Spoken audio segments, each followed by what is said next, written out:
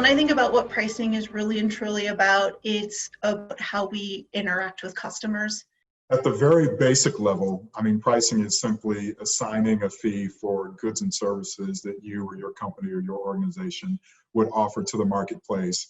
But of course, it goes much deeper, and there's several different layers of complexity that can get involved there and can make things a little bit more interesting for all of us. I think one of the things that pricing is, and one of the definitions of pricing, is that it is often the first attribute that a customer or a potential customer hears about or sees regarding your product or service. It's a great way to basically put a frame around your offering and to announce what you have out there for the marketplace in general. Pricing is the moment of truth, is when you decide what is that worth? What are customers willing to pay for that? And it's one of the most important aspects of business because, first of all, that decision has such a huge impact on your bottom line. And we've written a lot about how small improvements in price have a huge potential improvement in your operating profit. And on the flip side, if you don't make the right pricing decision, that will quickly reduce your profitability faster than anything else. In terms of the power of pricing, we wrote a lot about this in the Price Advantage. And the idea is that small improvements in price have a huge impact on the bottom line. So a 1% increase in price can increase your operating profit by 11% compared to other levers like reducing fixed cost or variable cost or even increasing volume. So it doesn't take 5-10 percentage points improvement in price. Just small improvements have a huge impact on the bottom line. And that's why it's so important to focus on this lever, because you can gain profitability, but you can just as quickly lose profitability if you don't make those right decisions. It's amazing. A lot of companies will spend, hundreds of hours, lots of money in order to reduce cost in certain areas, and then make broad brush decisions with respect to pricing. And the idea of the power of the 1% is you can almost never be too good at pricing, because just those nickels and dimes are out there that add up and have a huge impact on the bottom line. Thousands upon thousands of years ago, we think that the first things written were actually transactions, such as you give me two bushels of grain and I give you a chicken. So the history of pricing, I see there being 4 seminal events in the history of pricing. The first was in 1992, the release of the HBR article called Managing Price and Gaining Profit by Mike Martin and Rob Rosiello.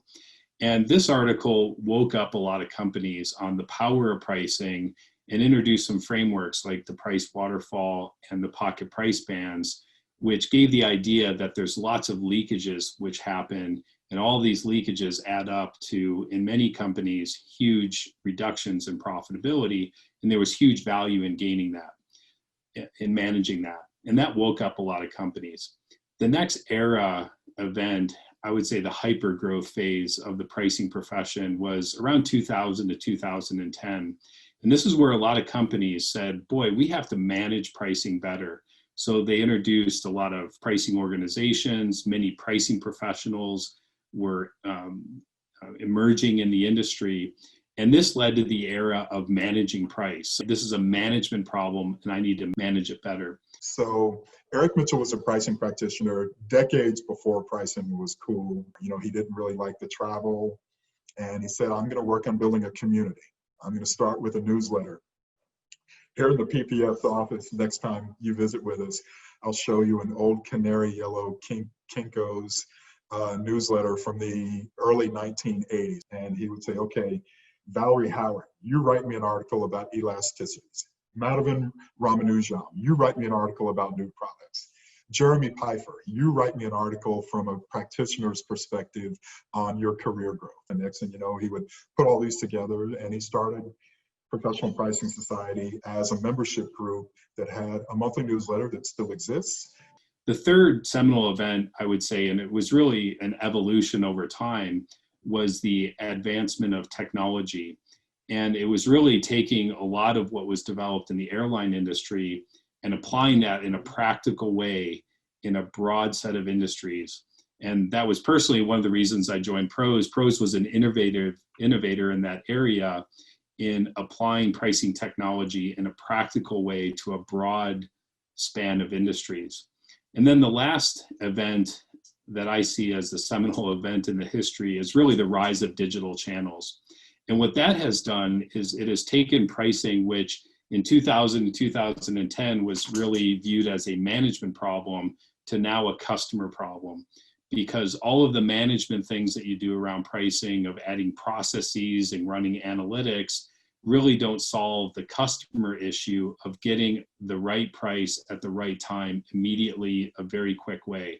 And so now we're in this new era of digital channels, which really has led to a change in perspective of pricing, of not, this is a problem I need to manage, of more of, how do I deliver price in an efficient way? How do I reach that right price using technology to win that business at the highest profit level that I can?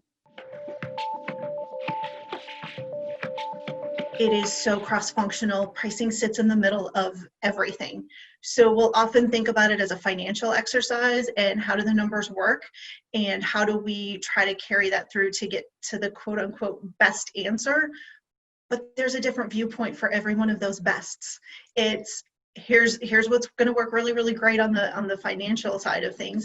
But now if we try to take that and put it into the hands of a salesperson, can they articulate that same vision and be able to truly execute against it? So for me, pricing is about how you bring those different opinions and viewpoints together to arrive at something that can work harmoniously. What I see our pricing team is providing pricing solutions. It's not just providing a price. And though that pricing solutions team is there to support the company's initiatives and profitability objectives. The benefits that this team provides is that we have a team dedicated and focused in this area that can allow us to apply best practices that can be leveraged throughout the organization or within a pocket of the organization. Because we are touching so many aspects of the business, we have a broader viewpoint of what that landscape looks like, and can advise and become that trusted advisor for a sales organization to say, we could do X or we could do Y, and here's where we've seen it effective or not. What's really critical to know and understand is that pricing isn't just about the math. It's not just a financial exercise. It is the fact that we communicate and work with basically every functional part of the organization, and that gives us a very unique perspective. Technology is really the accelerator, the infrastructure that will get you there. We literally found the data limits to Excel. We ended up having to have multiple Excel sheets because it couldn't physically hold any more rows and columns or whatnot information. That process itself was taking about a third of each of my analyst's day. Now that we've shifted everything into the cloud, everything's updating itself via jobs in the morning before my analysts come in. The flow in the refined fuel space is very interesting, right? So our group, when we had scoped out a project with Pros, right, we got a lot of dimensions we didn't know before. They just saved a third of their day of just moving, bits of data around. And that's a big deal because now they can spend all their time doing the analytics. I mean, we only have several hours to make all these pricing choices and strategy choices. Now they're able to review more areas for problems and for corrections and to get things done before the time window's closed and they have to push that next price out. It's quite dramatic. So technology has been huge. So initially, when I started as a pricing analyst at DigiKey, there was a massive maintenance piece to the position. There wasn't a ton of analysis that went into it. I mean, I would say more than half my time was spent just like maintaining the pricing on our website or in our internal ERP system. And that is really ineffective. So we got better at that, and actually Pros was a huge tool in helping us automate our pricing onto our website.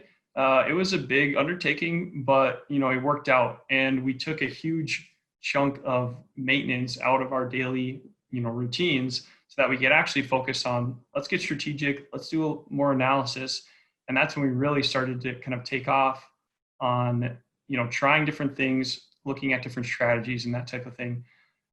So a big piece for us that we've been continually doing over the years is automating automating functions, I guess I should say. We went live on the new technology in December, so we've got, I guess we're probably 8 months in at this point. They are thriving under this. They are finding new opportunities.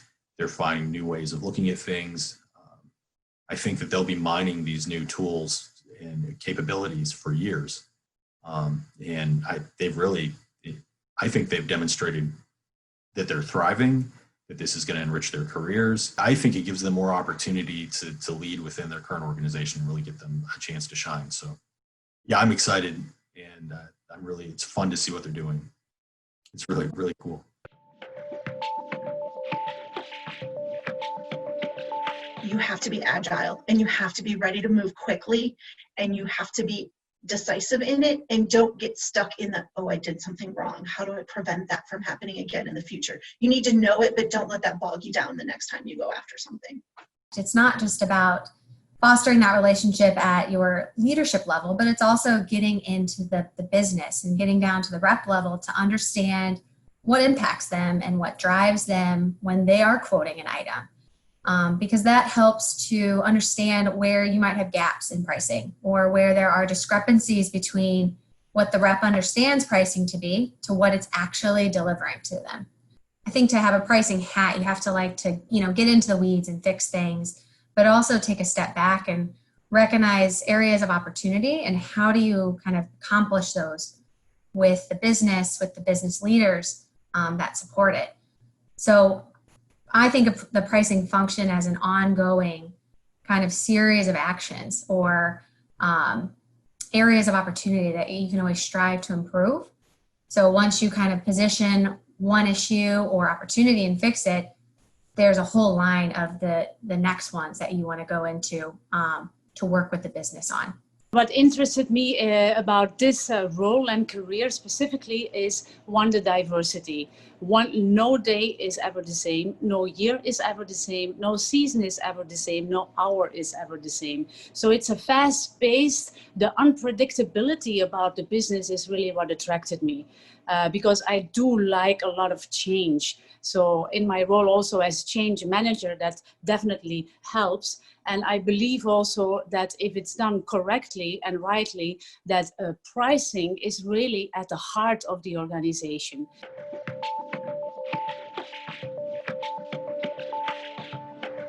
I think some of the unique things about pricing that make it a great option as a profession are that if you're doing pricing well, you should be connected to a lot of other departments. Since pricing touches basically everything on the margin side of the P&L statement, it really should be connected to all of those functions.